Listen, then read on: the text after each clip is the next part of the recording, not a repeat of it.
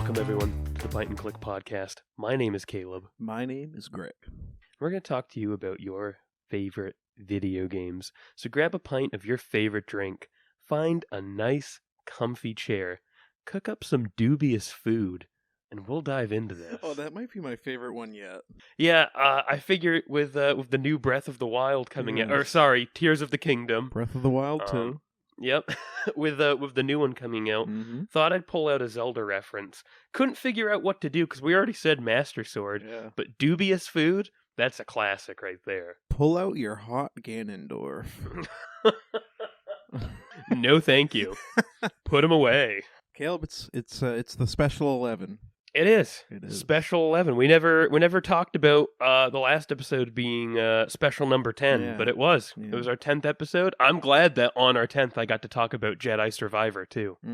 Yeah, we forgot to do anything for the milestone of 10, which is the traditional milestone, so... We kind of did, though, with Greg's birthday bonanza. Yeah, my birthday boogaloo. Yeah. Yeah. So, Greg, I don't know about you, but it's been a tough time for finding new games right now. Well, so I played Resident Evil 4 this week, but I already talked about it on the podcast, so I won't bring it again today. Other than to quickly say, just Capcom does just such a good job with those remakes. Oh yeah, they just knock it out of the park. They know exactly how. It seems like they just have the formula cracked on how to remake the game to keep the essence of it, but get rid of kind of what was clunky and bad about the old games just from time, as the gears of time move forward. But yeah, other than that, it's hard because you don't really want to start another game right now a week before Tears of the Kingdom. Yeah, exactly. I just want to bide my time. This is a good time to play sports games and anything else that you won't get too attached to before Tears of the Kingdom comes out. Right, yeah. Yeah, when does that come out this Friday? Friday. May 12th. Wow. I'm very excited for it. I wasn't I'm not going to lie to you. I wasn't at all excited for it or I guess I was a little, but I had Hogwarts Legacy back in February that I was super hyped for, and then I had Jedi Survivor, and those were two games that had my interest peaked, and I just haven't really been given much love and attention to Tears of the Kingdom, but now it's getting close, and I finished both of those games, and I'm real stoked to give this one a shot. Yeah, I think it's one of those that we've known about for so long that, in my mind at least, it's been that's still months away. So it's almost been kind of creepy sneaking up on you a little bit. Yeah, absolutely. And now we're 4 days from release, and ready to go. I pre-ordered this week. I think I told you that, but I did the old Nintendo game voucher deal, and I kind of wonder if maybe I should have just bought the game for $70, but we'll get into that. Yeah, what are you doing? The voucher, how does that work? You get two games, right? You pay one price. Right, and then... for $100, you get two vouchers to redeem for two games. And basically what they're trying to do is say, get Tears of the Kingdom with one of your vouchers, and then if you get another $60 game, you're saving $30 over, with these two vouchers. Yeah. Good in theory, unless you've bought most of the games you actually want to play on Switch. Yeah, you struggling to find another title? Well, Caleb, now here's the thing. This kind of just leads right into my first topic. So do you mind if I jump in? No, I was going to tell you to take it anyways. Yes. This is beautiful. Yep. Very fluid, just like professional podcast boys. So nice. Caleb, my second game voucher went towards Pokemone Violet. Interesting. I have been on the podcast before. I've made it clear that I was a Pokemon... You have been on before. I have been a guest host on this podcast before. Thanks for joining me, Greg. Anytime. No, I've put it on the record on this podcast before that I was a Pokemon fan as a kid. Yeah. And so when this new mainline entry came, Violet and I think it's Scarlet, right? Anyway, sure. It looked like kind of a combination of the mainline formula and Legends Arceus mechanics. Which Interesting. You played Arceus, right? Yeah, that was actually the one Pokemon game I played that I was actually able to get into. So it really fun. It did something that like Pokemon has needed for a long time, with like just changing the mechanics and kind of opening the world up a little bit. Yeah, absolutely. But I never wanted to buy Violet or Scarlet because we all saw at release these games were just broken. Did you? Yeah, I don't know that I've seen anything about it. I feel like I've heard that mentioned, but just the game engine that they're using didn't seem like it supported what they were trying to do with that game. Gotcha. Yeah, no, I heard, honestly, I've actually heard very little about the two Pokemon games. But yeah, that's interesting to hear. So, yeah, I said, you know what, I've got this voucher. The only other game I probably could have bought with it was Fire Emblem Engage. That would have probably been the only other game of interest for me on the like list of games for that were available for game vouchers. Yep. So I said, you know what, I want to try this new Pokemon game. I believe that all broken games from AAA studios deserve a 6-month check-in, and see if they got their issues fixed, because a lot of them do, even though they should launch bug-free. A lot of times these games can kind of redeem themselves within a couple of months after launch with patches. Absolutely. Well, Caleb, here's the thing. They haven't fixed anything. Oh, good. Good. Okay. That's good to hear. In the 6 months since this game came out, it was November 2022, there have been 4 updates to this game. 4.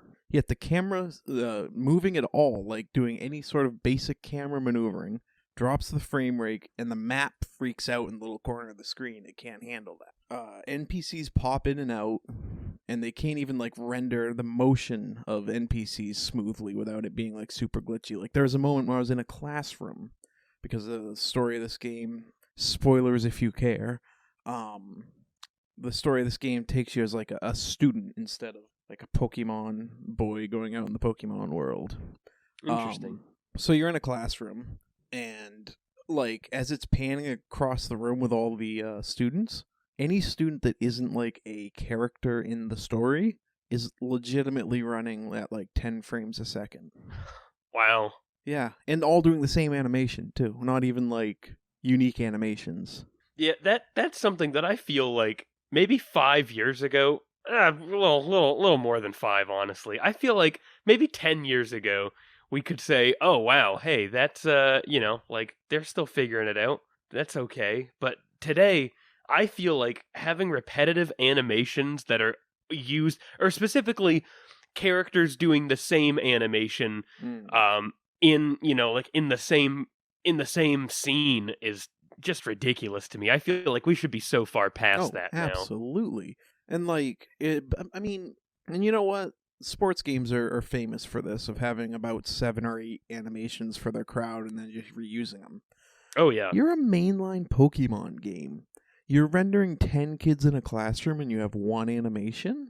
Well, and I feel like with a sports game, like, I don't know, half the time, like, crowd animations are fun if you look at the crowd, but, like, 99% of the time, your eyes are fixed to what you're doing in the sport. Well, that's why they don't dedicate a lot of, like, resources to making it all so unique, is because it's not the focus, Right, exactly. This Pokemon game knew that they were going to do a panning shot where they were in a classroom, and they still couldn't be bothered to, like, put the care into it to animate those students to at least look like they're different.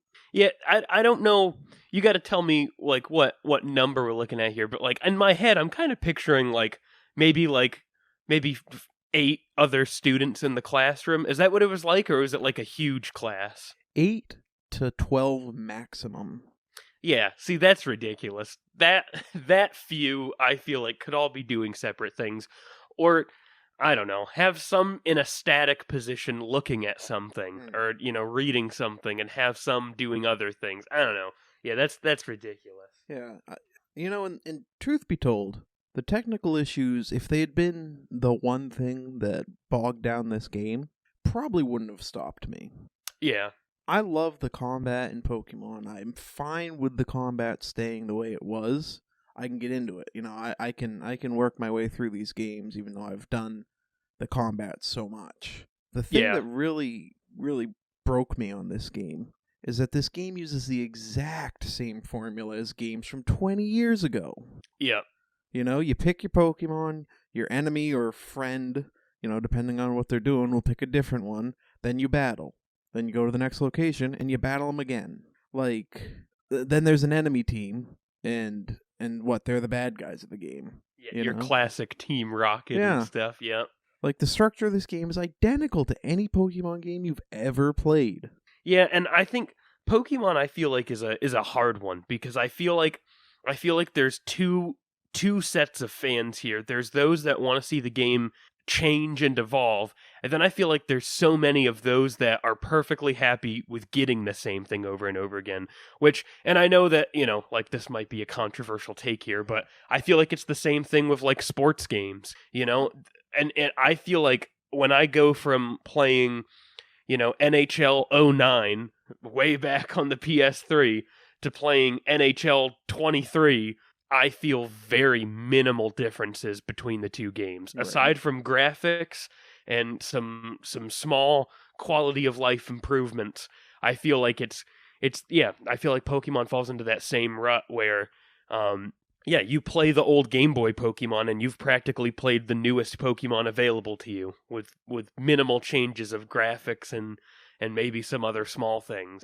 And I feel like there's such a dedicated fan base to Pokemon that, like, a lot of people are okay with that. And there's nothing wrong with being okay with that, but yeah, it definitely makes it harder for us who would like to see the series change more. Well, here's what gets me. Like I said, I'd be fine if the core gameplay of the battling system was largely unchanged. I think that system works. I think that system can be deep enough and iterated on that it doesn't need to be much different. What really keeps me from enjoying this game is that, like, the story structure and the gameplay beats are the exact same. Yeah, absolutely. Part of their undying formula. You know, like, if you bought Jedi Survivor and it was the exact same story and, like, or not even story, but, like, the story structure is the same. You know, there might be different set dressing and whatnot, and the gameplay beats are, like, just exactly the same. You know, go here, do this. We just reskinned, and it ran like piss. You wouldn't be happy with that. Well, and see, yeah, I agree, and I half disagree, because the beautiful thing about Jedi Survivor, and, like, even if it was more of a copy of Jedi Fallen Order, I think I'd be happy with it. But the important thing to say there is that it would only be the second game in this series instead of the 90th Pokemon game they've released, you know? So yeah, I absolutely understand what you're saying. That is ridiculous. And another element that, like, really got me to quickly turn away from this game is that, like, it's legitimately every 45 seconds to a minute, they stop me from what I'm doing, stop my forward progress, to over-explain every corner of the world and every game mechanic. So, yeah, and that's where I feel like the target audience of Pokemon really shines. Like, not bashing any adult that plays Pokemon. I know that it's a well-loved adult thing, but I feel like that's where it kind of shines, that they're still aiming to target those really younger audiences too. And, you know, while some games can do that fine, I feel like, Pokemon, and that falls into a whole nother category of games that over-explain and I don't even know if it is for the sake of getting a younger audience, or if it's just for the sake of, you know, making sure every single person alive knows what's going on, but it's ridiculous. Here's the thing, though. I completely agree. They're doing it because Pokemon games are aimed at a younger audience. Yeah. But it's just rooted in laziness. Oh, yeah, definitely. I'm pretty sure there were previous games where in previous Pokemon games, there were options to be like, listen, do you kind of know what's going on already? And skipping certain parts of tutorials based on that. That's definitely a thing in other video games. Yeah, I haven't played enough Pokemon games to like know any examples, but yeah, I feel like you're right. I feel like they have done things in the past to limit how much you. But honestly, that's like a well-established thing that video games have done to move forward in the past 20 years. You know, giving the option to skip tutorials if you played previous games, or even if you just are familiar with similar style games. Another thing is we need to just shake these developers out of this stop and go, just garbage game design. Walk and talk has been a thing for so long, even in text-based dialogue games. Like, there's no reason for you to get me to a set location, make me stop, and then read text in detail every 45 seconds. Yeah, well, and I also feel like that's where Pokemon could benefit from having voice acting for, my God, everyone's been saying it for years. Oh, yeah. Well, and I once again, I could be wrong here, but I feel like I've even played a Pokemon game where there was voice acting before. Probably and one I of don't those, know, like XD, Gale of Darkness, or whatever. I can't think of what it was. Yeah. Honestly, I might even just be thinking of Pokemon Channel back on the GameCube. But I swear, either Pokemon Channel or something else did the voice acting before, and I don't know why they wouldn't have just kept it in. It's a perfect way to. It's laziness. It's laziness. Yeah, this company absolutely. is so goddamn lazy that they need to ship out a game every freaking year to make their bottom profits because people keep buying it. Why would they? Why wouldn't they? Right. Well, and that goes back to the dedicated fans. Like I agree. I agree that I feel Nintendo should absolutely step up their game here with how they make games and stuff. But yeah, it falls back to like, they'll make the same Mario game 50 times and like I know that, Mario Odyssey was a huge leap forward in what we've seen, but also in the grand scheme of things, how different is Mario Odyssey from, say, Mario 64? Oh my God. Well, okay. But comparatively, and I mean, so Nintendo publishes Pokemon games. Pokemon Company or whatever they are handles all the Pokemon. Right. But if you want to compare like Fire Red to Pokemon Violet, and then compare Super Mario 64 to Super Mario Odyssey, they're light years different comparatively. Yeah, that's fair.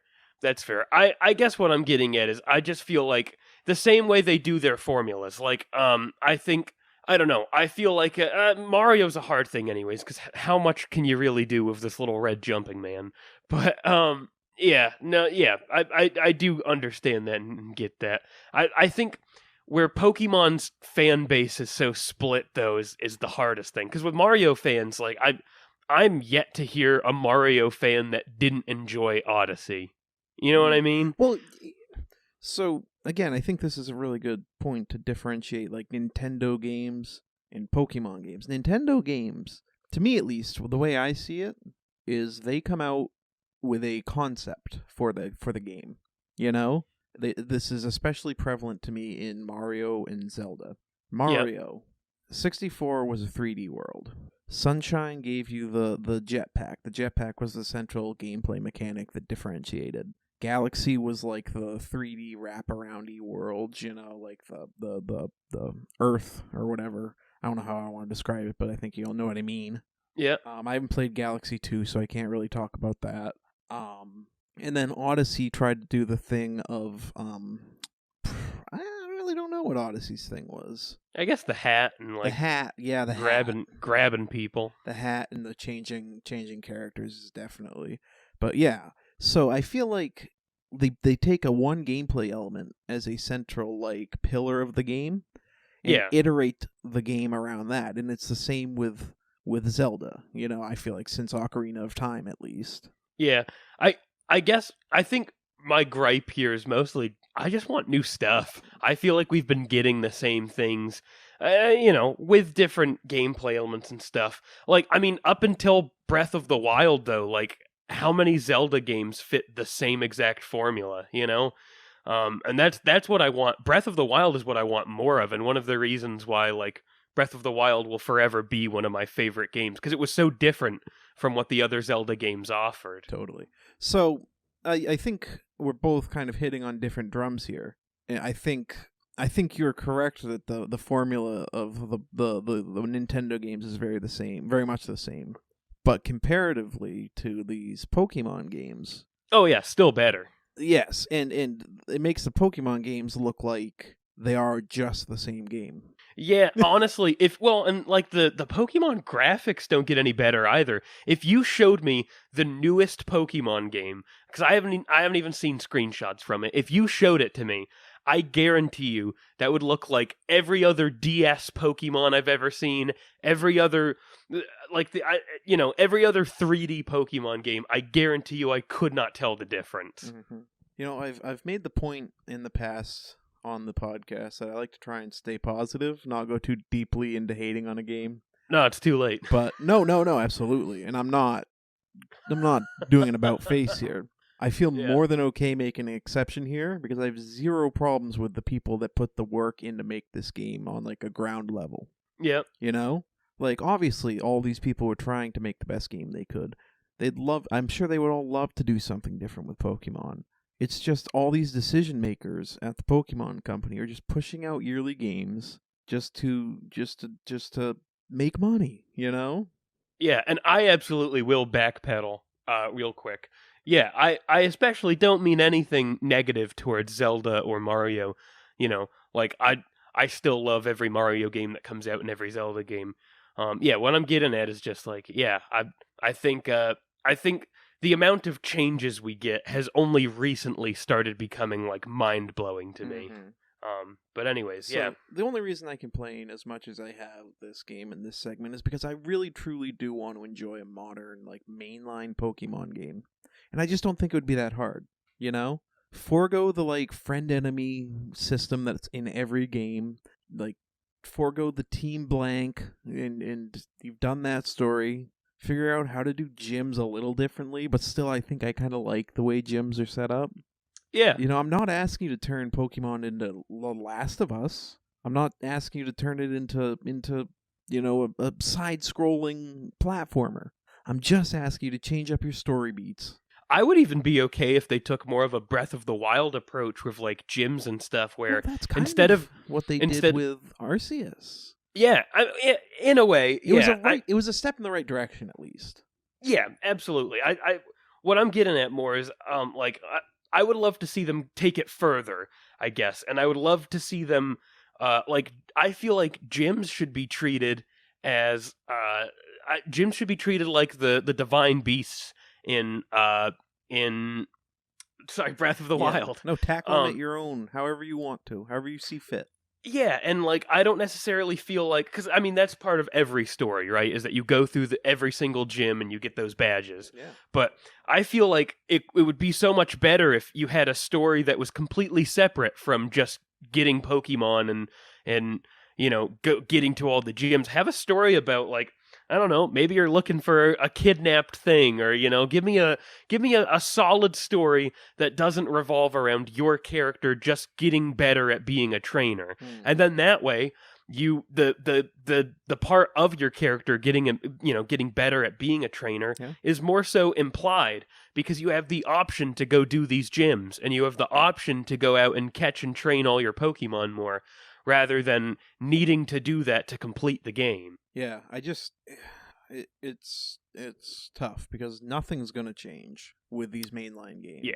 Yep. I think our best bet is hoping that they keep doing more games like Legends Arceus and side stuff, because that's where like they do some good work in that arena. And if they could absolutely keep, you know, if they could figure out a new game engine there now, if they're going to commit to these 3D worlds so that they can actually run the games they're making, and figure out that you don't have to pause to feed me dialogue, put some voice acting in your games, and just give me different stories. And I'd love it. We could keep doing the same battles and all that and just live our happy lives. Yep. But I don't know. Nothing's going to change as long as everyone keeps buying 20 million thousand copies of every mainline Pokemon game. Absolutely. Anyway, I brought the vibe down enough. Caleb, what have you brought for me this week? So I'm saving my good bit for the end, but Caleb, hide away those bits. I'm saving them. I'm hiding them and saving them. Right. But I'm hiding those good bits till the end. Keeping them covered. But I want to start by talking about something that's going to lead into my or something not lead into something that's going to appear later, I guess, in my later bit. Oh, a little teaser. A little teaser. I want to talk about mods.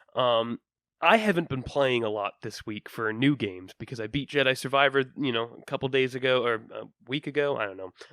And then on and off this week, I've been going back to it and doing more of the side quests and exploration and stuff. But I recently had to take a little break because I've just played too much Jedi Survivor. Yeah. So your lightsaber wrist got tight. Yeah. Yeah. Cal got carpal tunnel. So That's my favorite Primus song. So I recently moved over to an age-old classic, Skyrim, and Fallout 4. I've been dabbling with those again, and I've been downloading some mods for them. I've been playing on PC and trying out some different mods that I don't know I've done before. And so I just want to tell you a little bit about some of the mods I've downloaded, because I think you'll enjoy them. Mod me up. Okay, so this first one is a quest for Skyrim. I didn't even know I downloaded this. I actually downloaded a separate mod, and I guess this quest was just part of it. You got hit with that shovelware, dude. Yeah. You got viruses on your computer now. I've been scooped. So the mod, if anybody would like to see this and experience this before I go and talk about it, I'm not going to necessarily spoil things. But I believe the mod is called Interesting NPC, and what this mod aims to do is bring new NPCs into Skyrim as a whole. Random locations, or not necessarily random, but different locations throughout Skyrim. The mod aims to bring new NPCs that carry new dialogue options. And Caleb, have you been playing with the ChatGPT Skyrim mod? I haven't. I did recently see something about that though, and honestly, it's really, it's so because I mean, technology-wise, it seems very interesting and cool as a concept. Yeah. But the load time for it to load up to put the input into ChatGPT and then load the output and then put it through the voice modulator so it comes from the character's voice takes so long. Oh, gotcha. Yeah, I haven't seen much about that. I saw it in action in a little YouTube thing, and it seemed super cool. If that became the new way, obviously after it's been developed enough so it's not such a tedious process, but if that became the new way of talking to NPCs, actually typing in what you say and stuff, man, that opens up a whole new bucket of RPG possibilities. For sure. I flip-flop on it, but that's a topic for another day. Yeah, someday we'll do a Chat GPT with podcast our episode. Guest host Chat GPT. Yeah, oh my god, that would be great actually. But anyways, so the interesting NPCs mod, adds a new NPCs, new things, that they say. It's pretty much just kind of a a little dash of something new in Skyrim. It's not necessarily game changing, but something fun to add more flavor to your game. Yeah. Now I met one of these NPCs while I was in the Winking Skeever in Solitude. Yeah, Greg. Yeah. I had about 7 thoughts there that they all the wires all crossed, and I was stuck. Go on. Oh man, that was good. So yeah, I was in the Winking Skeever, and there's this NPC that I talked to because it wasn't even a named NPC. It was just I think it was a Nord or something, and the NPC was just named Nord or whatever. And so I talked to this NPC. Was he a VPN? Sorry, that wasn't worth it. Go ahead. Well, that's the show. That's it. Right. We'll meet next week so you can workshop that a little bit. We'll meet next week so you have time to think about what you've done. Yeah. So I talked to this NPC, and all of a sudden he told me there's something strange about this cabin out in the woods. And so obviously I was like, wow, this is cool. I've never seen this quest before, and I got this quest titled The Paper Mirror. Have you heard of this, Greg? I don't think I have. No. That's good. I'm gonna tell you about it because this was mind blowing to Mhm. me. So this NPC tells you about that place, right? And then you get a quest, and the quest marker takes you right to this old cabin. And it's a cabin that in Riverwood or over by Riverwood, and it's always been there. It's always been in the base game, but they actually put like a use to it now. Because before it was just kind of like a location you find, but I don't really think there's much going on there. Mhm. But now they put a quest there, and it was cool. But anyways, so you find it's this old lady that's living in this cabin, and you talk to her, and she, she just tells you you shouldn't worry about her, and she's been living here herself, and it's just going about her business. But if you sneak into her house, there's a trap door that leads into the basement, and going through that trap door, you learn that she is an evil, plotting witch. But that's kind of a side thing. Beyond that, you find this book, and the book is called The Paper Mirror.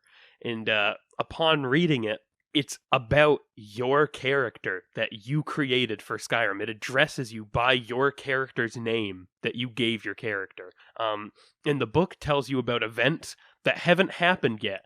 The book starts by you reading it and saying enter your character's name here. Is reading this book and, is a little shocked that they see their own name in it. And then, the book goes on to say, like, next, your character goes and meets this other character.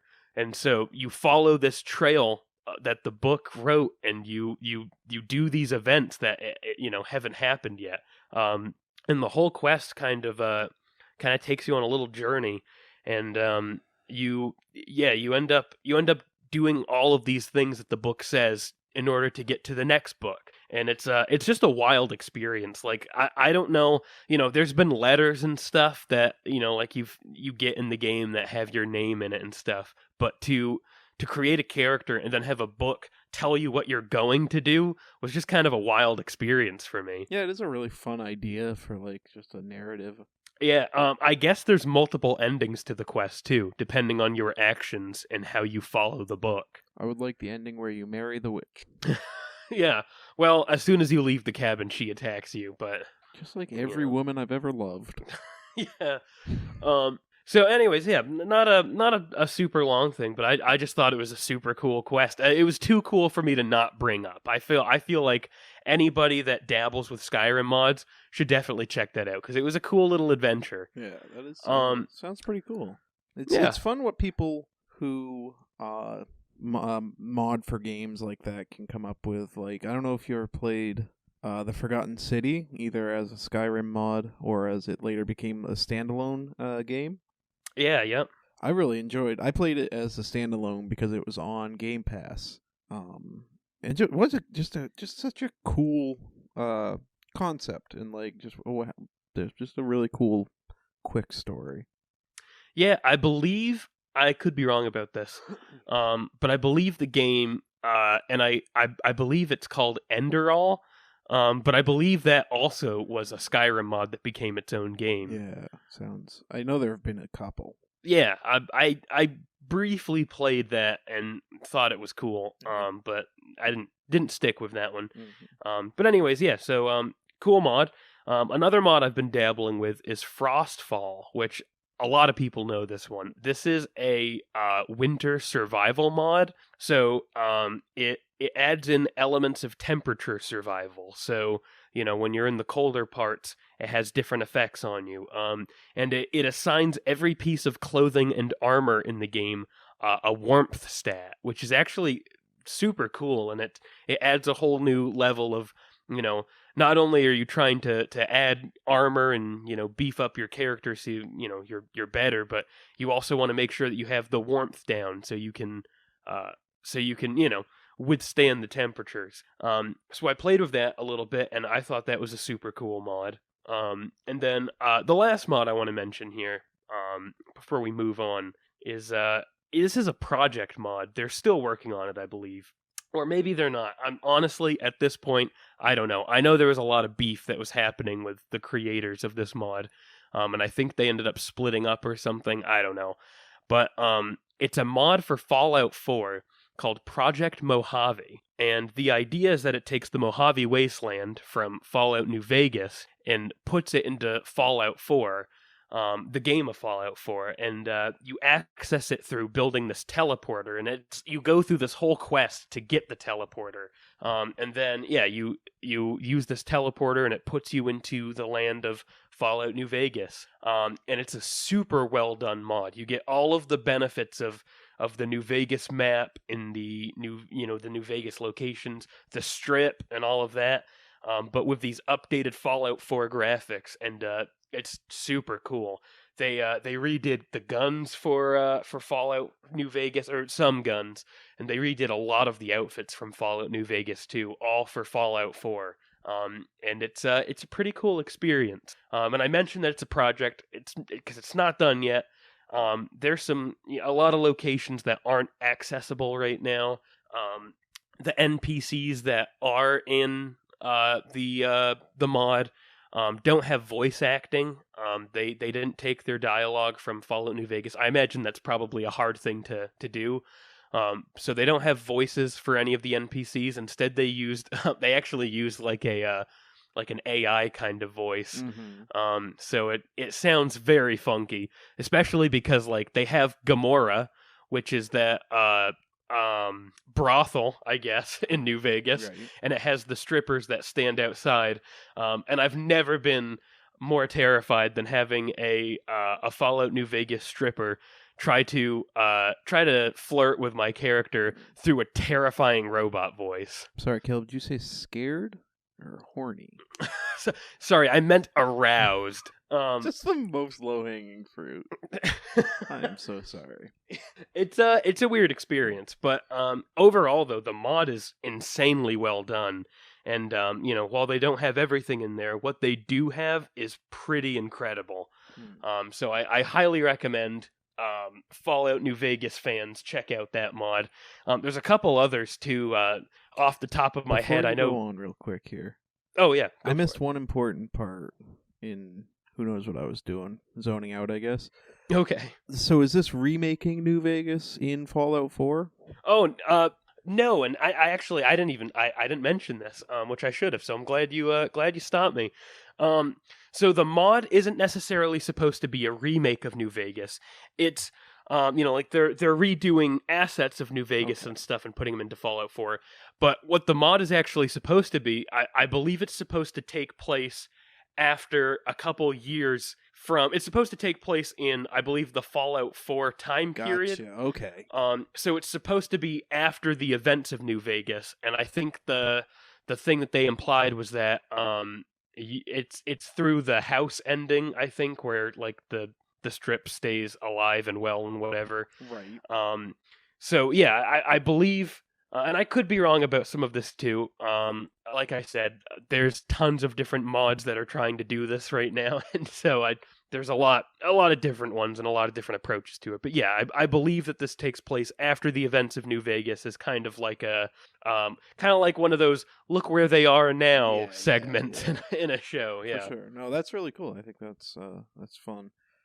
Yeah, it's hard because New Vegas was so unique, especially like the things it did versus Fallout 4. Even I feel. Yeah, absolutely. Just to let you and the viewers know, my cat did just jump up on my desk. So if you hear any meows, I don't think I heard I didn't hear a thump. So okay, real good microphone etiquette. Nice, yeah. But anyways, yeah, and there's a couple other small mods that I recommend. Like I don't know how most people feel, but Fallout 4 is, first off, this is a controversial opinion here, but Fallout 4 is probably my favorite Fallout. I know that everybody's got their own cup of tea with it, but I love Fallout 4. Everything about it was pretty good to me. But one of the things that I hated about Fallout 4 was the ghouls. I always felt like the ghouls just looked weird, and they don't at all look like anything from the original Fallout games. Mm-hmm. And so one of the mods that I highly recommend to go with the New Vegas mod it's a ghoul replacer that replaces all of the ghouls in Fallout 4 with the ghouls from New Vegas, which I don't know if you remember what those look like, but they're like probably the most terrifying version of ghouls to exist. And yeah, it's just a solid little atmosphere building mod. But anyways, yeah, that's it for my little mod chat here. So Greg, what else have you been doing? What else do you got over there?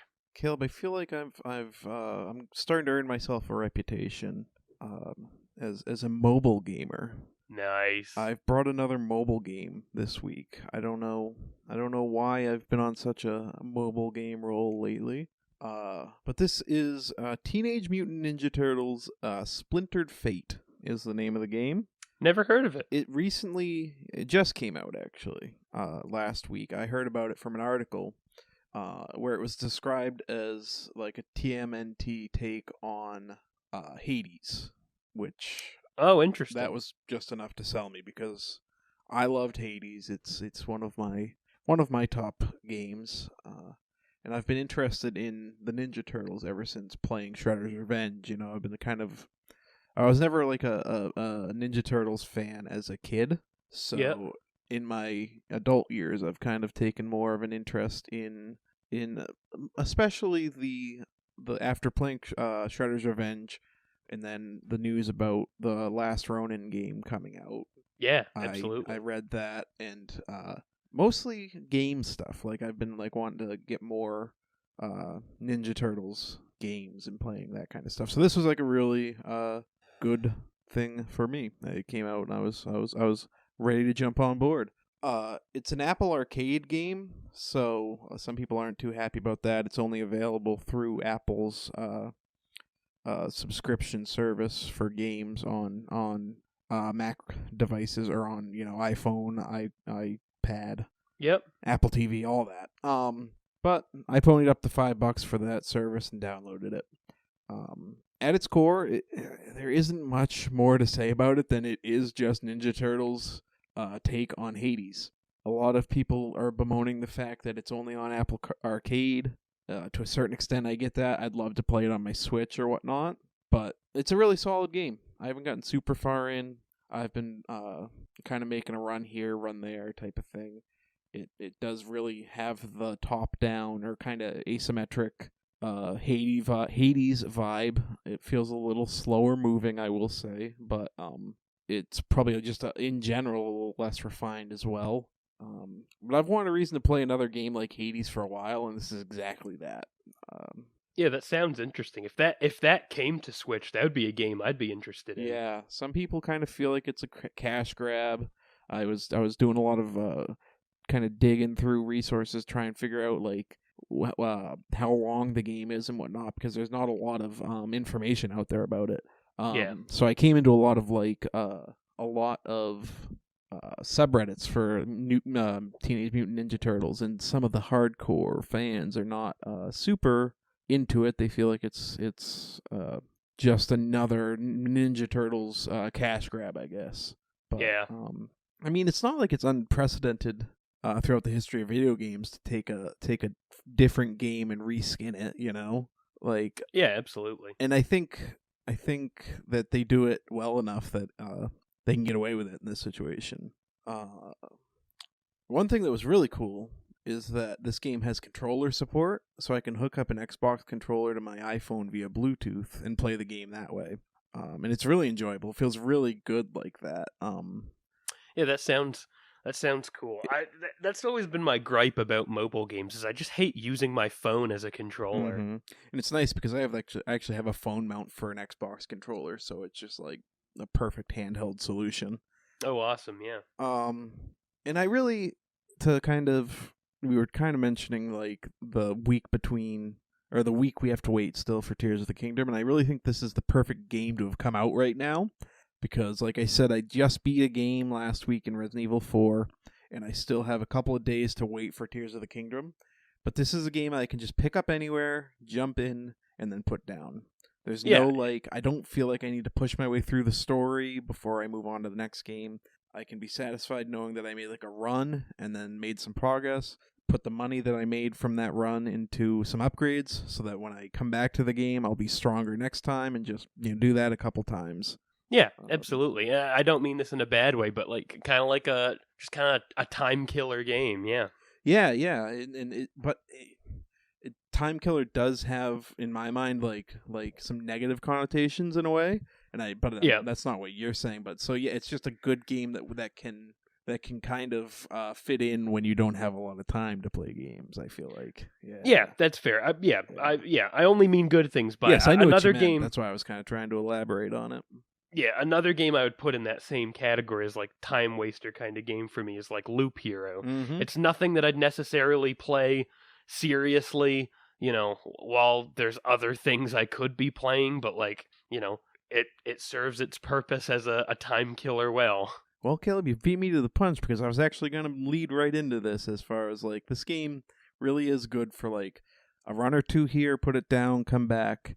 I was going to ask you if you had any other games that came to mind that kind of fit that mold, but I think there you go. I think you absolutely nailed it with Loop Hero, because I don't think it's kind of a special craft in a way, and it's not every game can pull it off, and not even games that try to can pull off the like just the really good to be able to just jump in a little bit, jump out. Yeah, absolutely. I didn't personally play it, but probably Spelunky, I assume, falls into that category.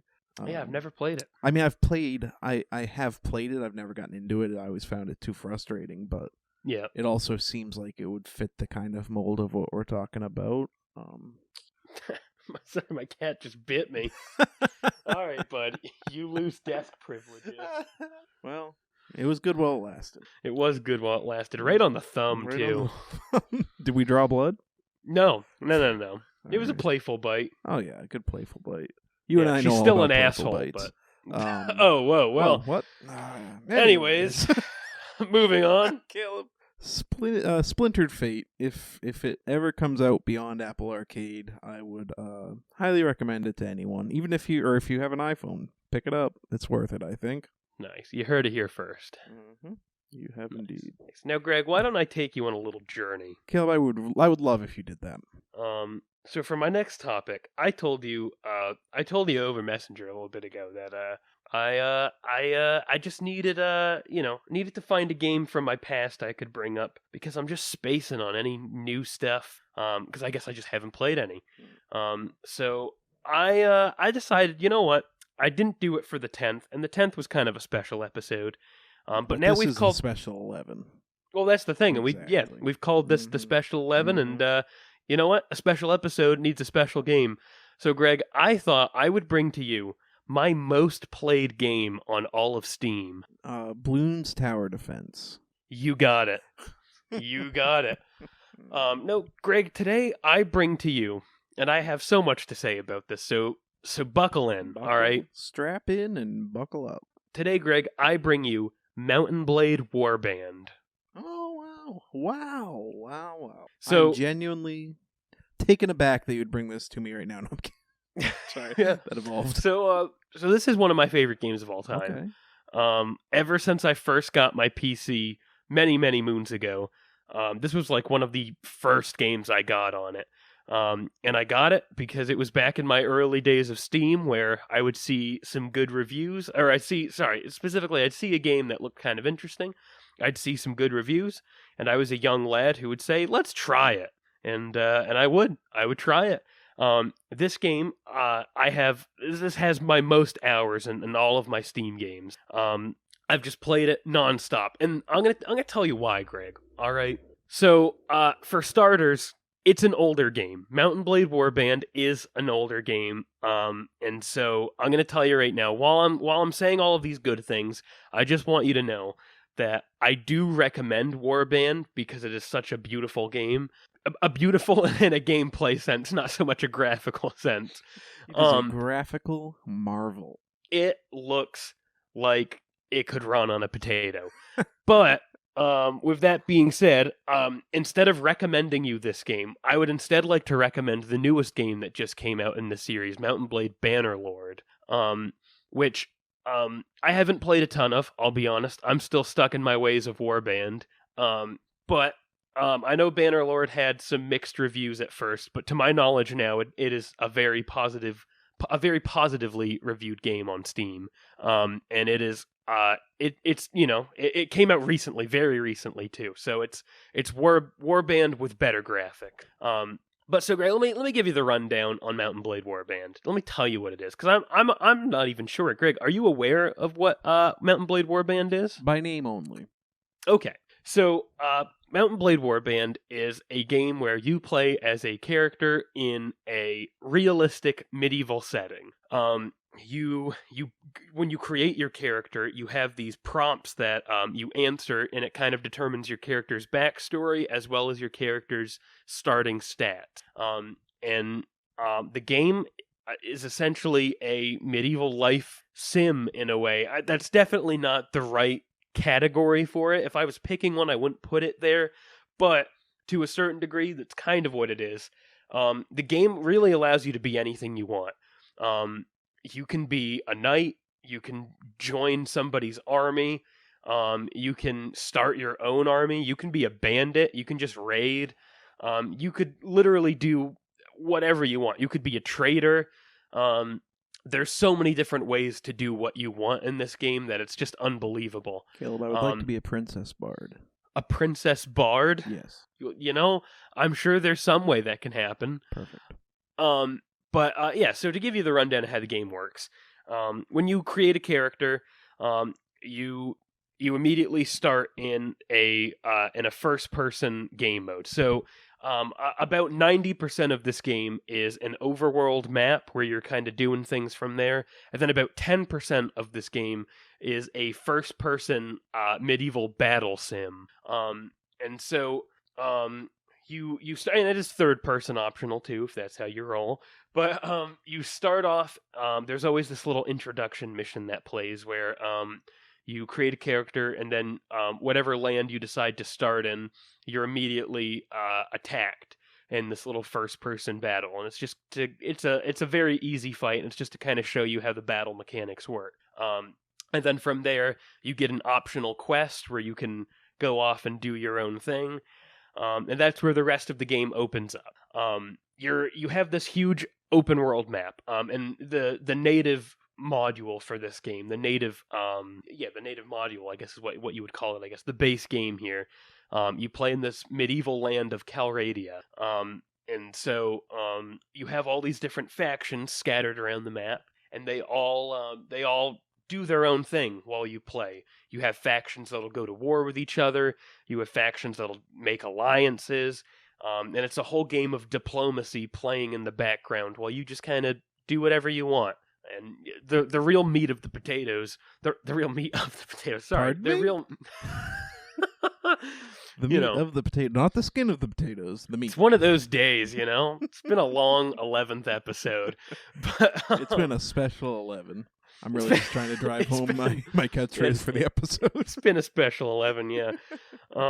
So, anyways, the real meat and potatoes of the game comes from building an army, recruiting people, and just kind of building up your army. And then from there, you kind of decide what you want to do. You can, once again, you can be a raider, and you can just raid villages and take on the different factions that are scattered around the map.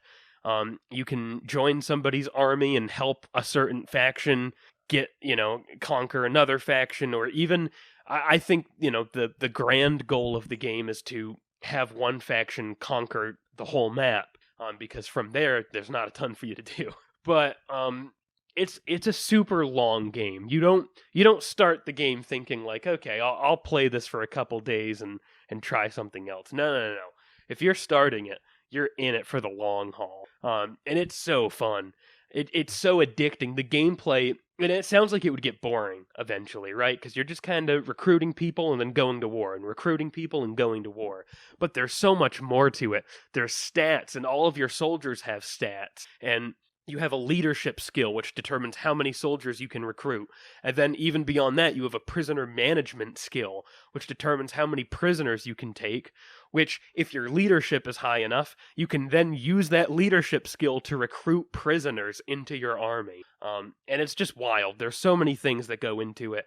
All of your soldiers need pay and they need food. So a big part of the game, too, is stocking up on resources and making sure you have enough coin to pay your troops, and if you don't, if you don't have the food or the coin, or even, let's say you do, even if you're just getting your ass handed to you in battle a bunch, the morale of your soldiers is going to drop massively, and you'll even have soldiers that start deserting your party and stuff, and so that it's just wild. The amount of things that goes into this game is nuts, and Bannerlord just continues that, but some things that I want to talk about specifically here. While the native module is great, and I keep saying that because there are two different modules for the game aside from the native. The native module is the base game itself. That is what Mount and Blade is. But then you have two DLCs that are their own modules. Instead of having content that is added to the base game, it acts as its own separate game. And that's cool in its own. I've never seen that done before. But there is a Viking DLC, which is just superb. That's a chef's kiss DLC right there. And then there is a Napoleonic Wars DLC, which is, once again, chef's kiss. The Viking DLC, once again, adds in a whole map with all of these different factions, and it's the same kind of thing. You build your Viking clan, and you can do whatever. The Napoleonic Wars DLC, however, is a multiplayer-only DLC, and the multiplayer in that DLC kind of functions like Call of Duty in a way. I think... what was that, Greg? Call of Duty Fantasy. Well, so... yeah, kind of. I think the more appropriate name for it would be I'm trying to think. War of Rights. That's a Steam game that's all about the Civil War. It's kind of more in that vein where it's less about running around and shooting people and more about line battles and stuff. Kind of battles where you just stand out in the open and shoot at your friend. Yeah. That sounds like it would be not fun, but believe it or not, it is so fun to just hop into. However, it's an old game. Those servers are pretty old and pretty dead now. But that's where this next part comes in. So about half of my playtime on this game has probably been the normal game. But where the game really shines is the amount of insanely good mods. There's the callback. There's the callback. That's why I started talking about mods. So I want to tell you some of my favorites, the ones I play with the most. And I just want to give you a little rundown about them, how it changes the game, and why I think they're worth playing. For starters here, we're going to look at A Clash of Kings, which is a Game of Thrones conversion mod for the base game. It's really good. They did the entire map of Westeros insanely well. Even adding in, I can't think of... It's been too long since I've been out of my Game of Thrones phase. But I know that over in the little desert part, aside from Westeros, there's that place with a giant statue of a dude in a Trojan helmet or something. And they even modded in that the statue itself in the town when you walk around, and it just looks insane. So the mod is a total conversion mod, so it changes everything about the game to be Game of Thrones, and it has familiar faces from the show in it, but where it really shines is you still build your own character, and so it gives you the option to have your own Game of Thrones adventure, because there's not a lot of Game of Thrones games out there. No, Caleb, I'm sorry. I was zoning out again. Silly me. That was Clash of Clans? A Clash of Kings. I'm kidding. Actually. That was that. There is a Hog Rider, though, so... Whoa, hey, do of that. Keep this podcast PG, would you? Nice. Anyways, so that's a classic mod. Going with the more fantasy setting instead of a realistic setting. The Last Days of the Third Age.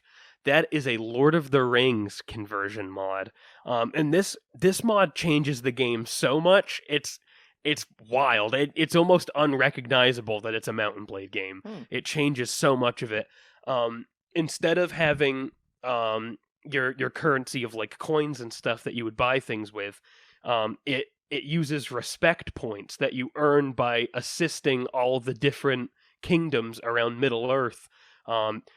You earn those points by assisting them against the dark armies of Mordor and stuff. And it's wild. The game gives you an option to play as a man, elf, or dwarf for the good side, and then it also allows you to play as one of the enemies of the game from Mordor. You can play as, I believe you can play as Nazguls, which are just ring wraiths. I believe you can play as an orc, and I want to say Uruk-hai too, and I think a goblin maybe. But it's tons of options, and it changes the game so much that it's just unreal. And it even adds cutscenes into the game, which is something the base game doesn't even have. So yeah, just a wild mod. Highly recommend it. Another mod that fits the medieval setting here is Diplomacy, which instead of changing the game, that mod focuses on just adding to the game. It adds in more options for, you guessed it, diplomacy. It based off of the board game, because I'm just a killer at the board game Diplomacy.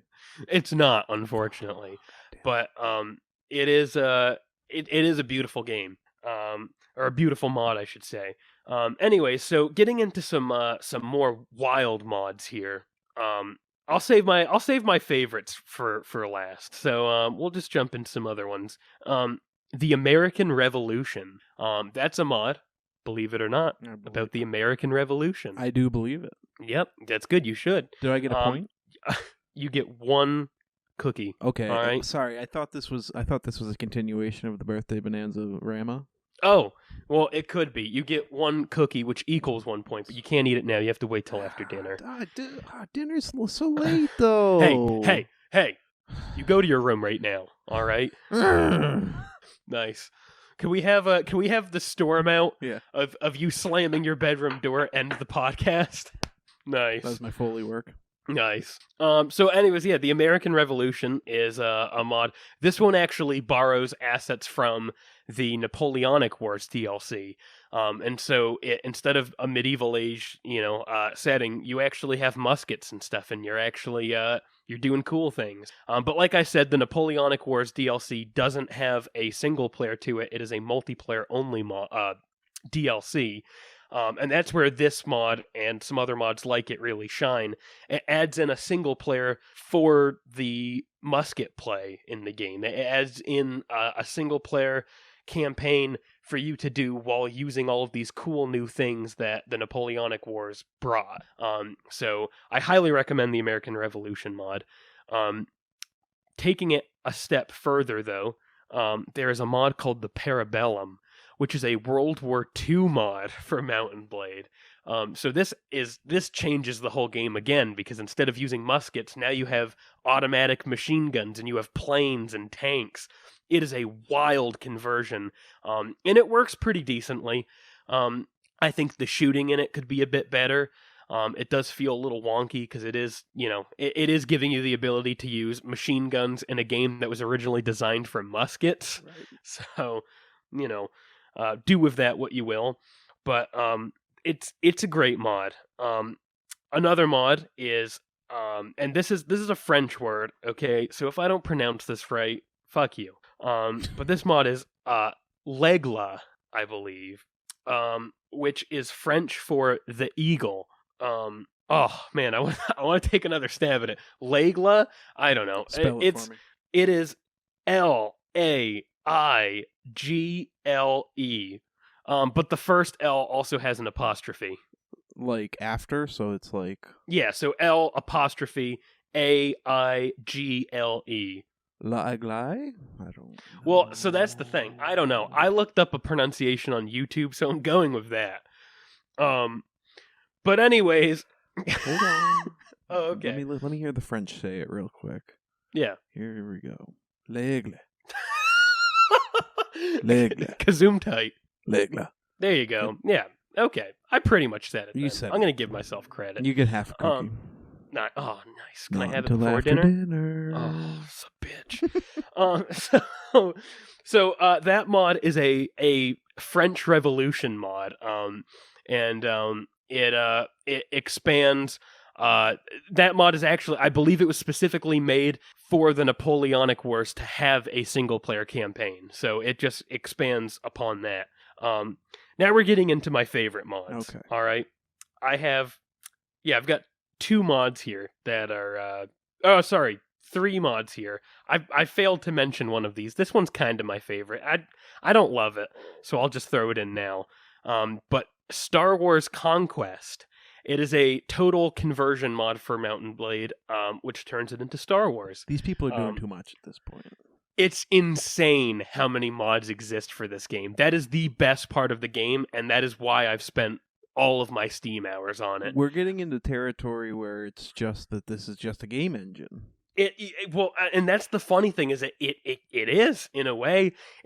They gave you this module that you can change so much of, and they allow, because the other part of this too is that the game doesn't necessarily have, like, it's a story, but it's not a linear story. It's a sandbox story, and because it's not a linear story, there's such minimal things you have to change to put a skin over it to make it something else, you know? Like with especially with the medieval ages, you can, if they didn't have a Viking mod, for instance, and you wanted to make one, all you got to do is just reskin textures for it, and bam, you've got a Viking mod. There's such little work you have to do to change it because it's such an open concept already that, yeah, it's just insane. But the Star Wars mod it's decent, not my favorite. I think that's probably one of the wonkiest mods on this list. But I thought I'd include it because Star Wars and, Jedi Survivor came out recently. Yeah. So now these are my 2 favorite mods for Mount and Blade. Saving my very favorite for last. This is my second favorite mod for Mount and Blade. That mod is 1860s Old America, and that is a Civil War total conversion for Mount and Blade. Greg, I don't know if you know this about me. I know that I'm somewhat of a history buff. I love my history, but I don't know if you know this about me, Greg. But my favorite time, huge fan of the Confederacy and everything they stood for. No, just kidding. Let's backpedal that real fast. No, but I don't know if you know this about me, but the Civil War is probably one of my favorite time periods to learn about.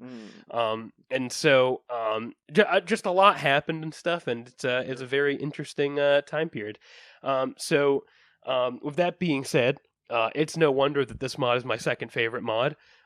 It's a Civil War mod, but it even expands more upon that. Instead of just having more of the East North versus South, you actually get to expand west to the whole other side of the country, where you have the Untamed West happening at that same time, which is wild. The fact that they give you both a Civil War mod and a Wild West mod is insanely cool.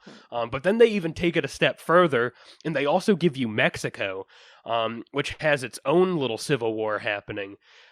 So it's 3 different things, 3 different periods, I guess. I mean, one time period, but 3 different events happening in this time period that they're letting you just go swoop into.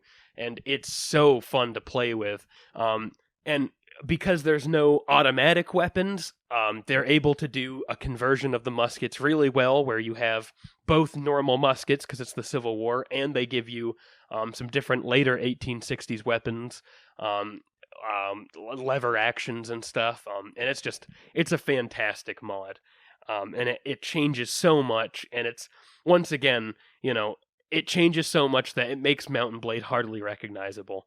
Now this is my last mod, last thing to end my segment here. This is by far my favorite mod for this game. I've probably played the Civil War mod more, not because I liked it more or anything. I just think that mod got more of my time. It was back when I was playing Mountain Blade more and more. But this mod is definitely my favorite mod for historical purposes. This mod is Gecko Kujo. Caleb, what? You're just saying words at these points. You know, I kind of am. So Gecko Kujo, if I'm pronouncing that right, is a total conversion mod for Mountain Blade that puts you in the Sengoku samurai period of Japan. Now it's adding up. It is the most insane mod I've ever seen.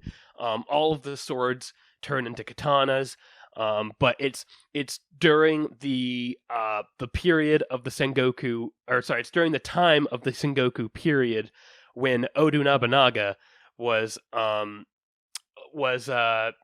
of the was fighting for control over Kyoto, essentially. And it is just a wild mod. It throws you into the 13 different clans of Japan that are all fighting, and you get to, once again, create your own story. So you can either make your own samurai clan, which is super badass, or you can go and join a samurai clan, which is once again super badass. You have bows. It was later enough in history where they had muskets. It is just a wild mod, and it's so different from normal Mountain Blade. So much you can do. And Greg, to answer the question you didn't even know you had, you can go to Tsushima. Oh my god, is the ghost there? The ghost isn't there, but you can go there. You can go there. You can recruit some people from there, I believe. But yeah, it is just an insane mod, and man, that's the great thing about Mountain Blade is it not only is it an amazing game on its own, but there's so many different mods you can download and change that you buy one game, and at this point it's such an old game too that it's not even like a full price game. You're looking at probably $20 max on the Steam store, and that's without sales. But, you buy this one game for $20, and then there's so many mods that you're practically buying 30 different games. And I cannot recommend this game enough to people. And, like I said, Mountain Blade Bannerlord just came out, which is the sequel to this, I guess. And it's better graphics because it's newer and stuff, and I recommend checking that out. But as of right now, I do not believe it has the same amount of mods going for it that Warband has. So when you mentioned that Bannerlord, I went in and it's actually currently downloading on my Xbox because it's on Game Pass. So I figured, do I think that I'll get into it? I think it's going to be a hard sell. But yeah. When you say it's a game you've spent the most time in and that there's a sequel, I'm like, hey, let's dip a toe in and see what this is about. Well, and see, this is where everybody's preferences comes in, While I think the game is amazing, it's also very, very worth stressing here. It's a tough game. In my first couple times playing Mountain Blade, I absolutely got dominated by bandits and captured, all of my men slaughtered, and when you get captured, you lose a lot of your gold, you lose a lot of your items, and you get carried around by this bandit camp for a little while until you can break free. And there's a lot of hard shit about the game, but the beauty with Warband, and I'm sure Bannerlord has it too, I haven't experimented enough with Bannerlord yet, but the beauty with Warband is that if you want an easy time, you can turn down a lot of the settings to give you an easy time where you just get to enjoy your medieval war life. You can turn down one of the hardest parts of the Mountain Blade games is it uses directional combat. So like with a mouse, depending on what way you move your hand while clicking, that's going to be the way that you swing your sword. Mm-hmm. And so I found, and this is everybody's preferences, and I've got mine. I found that I probably most enjoy the game when I set the difficulty, or specifically the combat difficulty, pretty low. I like to have an easier time with combat. I don't want to feel like my soldier is a wimpy little man. I want him to feel like he's been in the field slaughtering for years, I want to play, as I used to tell my brother when he first started playing this game, I don't want to be a peasant. I want to be a knight, Yes. And And that's I'm the already beauty. a peasant. I don't want to like experience Yeah. it in a video game. Exactly. Yeah. But yeah, that's the beauty of Mountain Blade Warband. Greg, I hope you enjoy your time with Bannerlord, and Thank you. I hope everyone else, anyone that's on the fence about Warband, buy it. You won't regret it. Anybody that's on the fence about Bannerlord, I have less of an opinion on that one because it's so new and I haven't really played it a ton. But just know that Bannerlord, fantastic game. Or sorry, not Bannerlord, Warband, fantastic game. Highly recommend. So, anyways, that's my little spiel on Mountain Blade. Nice. It'll be interesting to see if I can get into it. Like I said, I'm not sure if it's going to be a game that I have the attention span for, but that's what Game Pass is for. If I've said it once, I've said it 1,000 times. Yeah, absolutely. And it another thing worth mentioning, it's a lot less than like Crusader Kings or something. Nice, good. Because I know those games have tons to them, and like I played the tutorial for Crusader Kings, and then looking back, I started it when I was 3 years younger, so it's just a long tutorial. That was a joke, Greg. You're supposed to laugh. Oh, I thought I was going to say you started it when you were 3 years old. Oh well, yeah, I've been doing it since then too. I got distracted Probably. by my own joke to register yours. Nice. The mark of a true improv comedian. Too busy focusing on his own joke. No and? No. So, no question mark is the best. No? No period. No. So anyways, yeah. Yeah, whether you can get into it or not, it's your own preferences and stuff. I'm gonna try. I can't wait. I definitely want to hear from you about how your experience with it goes. Well, maybe, Caleb, I'll bring it next week, because before we wrap it up, I wanted to talk about real quick my plan. At least I haven't approved this with you. I'll approve it with you right now, and we can get the input from the millions of listeners. Nice. Tears of the Kingdom drops Friday. Yep. We normally, Inside Baseball, we record this podcast on Mondays. Yep. My thought process is we're not going to be the first to get to talk about Tears of the Kingdom. No. So let's not rush it for episode 12. We'll episode 13, I think, should be our Tears of the Kingdom episode. I'm into that. Yeah. Sweet. Do a collaborative Tears of the Kingdom session. Yeah. I like it. Do a little. So that gives us a little more than a week to both have plenty of time to play the game and feel it out and really, really percolate those thoughts. Oh, nice word choice. That's a 10-point you. word right there. Thank you. Nice. So, hopefully, maybe I'll get some time in on Bannerlord, and maybe I'll just bring it next week and see what we have to say about it. Yeah, absolutely. I'm not sure what I'm going to be bringing next week, but hey, that's good because it stays a surprise for all of you listeners. And us. And us, yeah. Anyway, Caleb, I think we've hit probably the mark for the longest episode yet. I know this was a long one. Like I said, I just had too much to say about Warband because it is one of my favorite games. Hey, we like to talk about the good ones, huh? We do. We do. Yeah, that's the new tagline of the Special 11. Caleb, well, like I said, it is the Special 11, so I can't wait to join you for the Special 22. Yes. Thanks everyone for listening. Thank you. I'm going to take the call to action this week, Caleb. All right, you ready? Oh, okay, do it. Yeah, okay. If you enjoyed what you heard here today, make sure to follow on whatever platform you listen to podcasts on. Maybe leave a review if that's something that your platform of choice likes. And tell a friend. Tell one friend. If everyone told one friend, before long, everyone would be listening to the podcast. That is true. And I'd be a millionaire. That is true. So thank you. I know we already have like billions of listeners right now, but what's a couple billion more? Yeah, I'm shooting for 7.5 billion people to be listening to our podcast. Yeah. So, share it with a friend. And hey, Greg, that was magnificent. You did a great little outro there. Thank you. And so, without further ado, bye-bye. Goodbye.